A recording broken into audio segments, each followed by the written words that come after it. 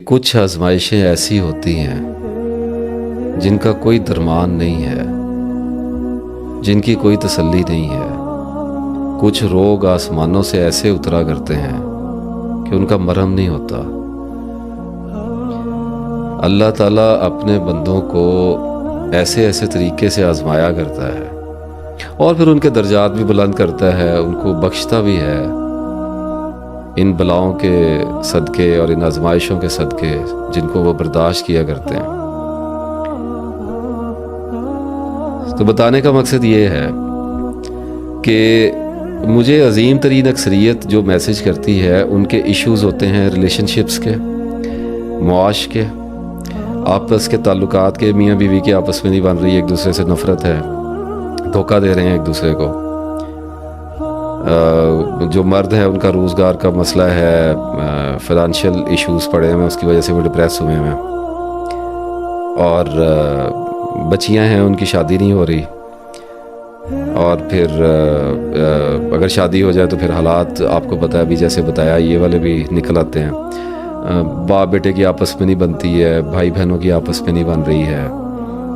तो इस किस्म के इश्यूज़ होते हैं जो बहुत ज़्यादा सीरियस होते हैं। मैं यहाँ पर ऐसी कोई बात नहीं कर रहा कि ये इश्यूज़ नॉन सीरियस हैं या इनकी अहमियत नहीं है। मसाइल तो मसाइल हैं, उनसे उलझना पड़ता है और उनके साथ जीना भी पड़ता है। मेरा बात करने का मकसद आज कुछ और है। मैं ये कहना चाहता हूँ कि खुदारा अपनी ज़िंदगी को ज़रा गौर से देखिए।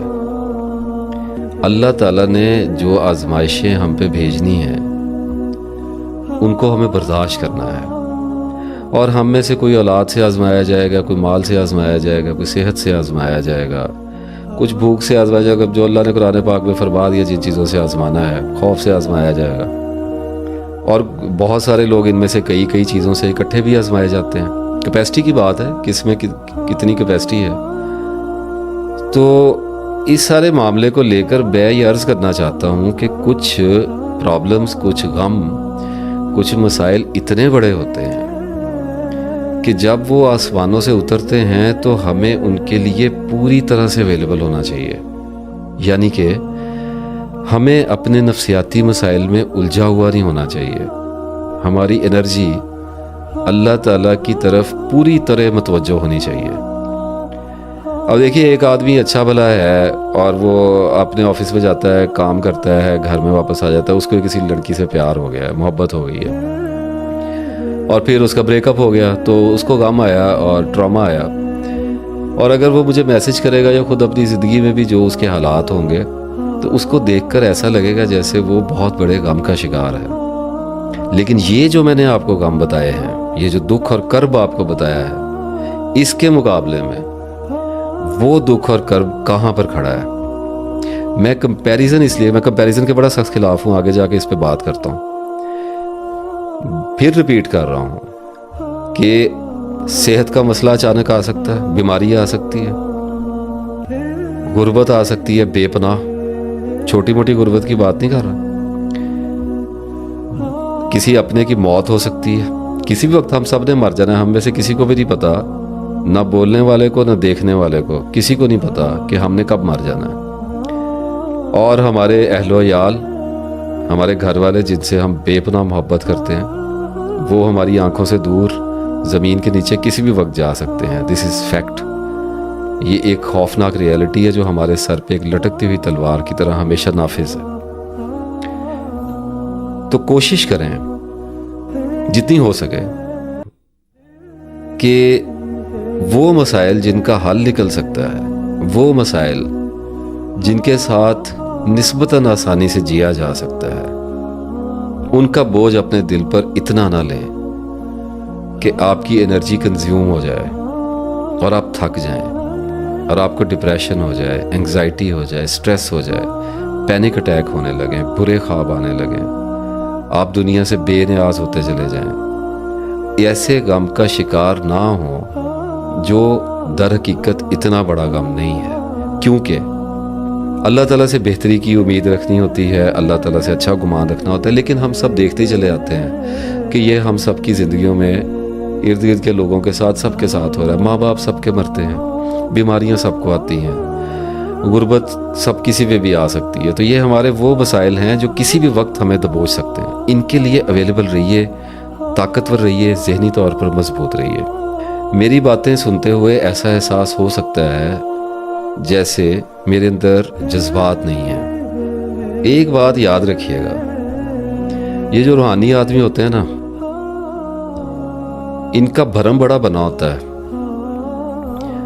और देखने में ऐसे लगता है जैसे ये बड़े मजबूत है। कुछ हद तक होते भी हैं। अल्लाह ताला ने किसी भट्टी में से अपने बंदों को ऐसा गुजारा होता है कि आम लोगों के मुकाबले में निस्बतन वो बहुत ज़्यादा मजबूत हो गए होते हैं। अब इसकी वजह ये भी है कि उन पर गम भी ऐसे पड़े होते हैं। लेकिन इम्प्रेस ना हुआ करें, डिपेंडेंसी में ना जाएं किसी भी रूहानी आदमी की, बशमूल मेरे, ख़ास तौर पे मेरे। आपकी मोहब्बत है, आपका इखलास है, आपकी करम फरमाई है, लेकिन देखें जो आपका हाल है ना, वही हाल इधर भी है। इस हकीकत से कोई इनकार नहीं कर सकता। अब वो ये है कि कैमरे के आगे वो कोट पहन के बैठ गए हैं तो लोगों को हौसला भी देना है, तो बात करनी है। और फिर अल्लाह ने मिजाज ऐसा कर दिया,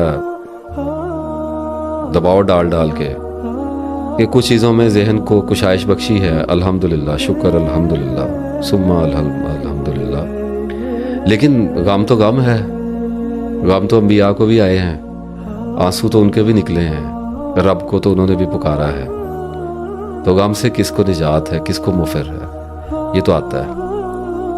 देखा ये जाता है कि गम में से गुजरने का रवैया कैसा है। डिप्रेशन नहीं लेना, अकेले कमरों में बैठ के लंबी लंबी सोचों की कतारों में नहीं गुम होना, ये काम नहीं करना। एक बार डिप्रेशन आ गया, अगर एक बार नर्वस सिस्टम टूट गया, बिखर गया, अगर जहन परेशान हो गया, बहुत बड़ा मसला हो जाएगा। फिर एक ऐसा वक्त आएगा जब वो कि जो गम खाता था, उसका जिसका गम खाने से बचा जा सकता था, खुद ये सोचेगा कि काश मैंने ये गम ना खाया होता। तो खुद ना लें, थोड़ा सा हौसले के साथ ज़िंदगी को गुजारने की कोशिश करें। देखें हज़रत यूसुफ अलैहिस्सलाम की दुआ ने मेरा बड़ा साथ दिया सारी ज़िंदगी। फरमाया, मैं अपने गम और अपने रंज की फरियाद अपने रब के सिवा किसी से नहीं करता। तो ना करें लोगों से फरियादें, लोगों के साथ शेयर ना करें। ये मेरे साथ शेयर कर दिया, अपने माँ बाप के साथ शेयर कर लिया, कुछ दोस्त अब आपके साथ कभी कभी शेयर कर लिया, हर्ज नहीं है। आदमी एक दूसरे से बात किया करते हैं, अपने दिल का बोझ हल्का किया करते हैं। लेकिन देखें, हर वक्त का रोना बेकार का रोना होता है। Don't do this.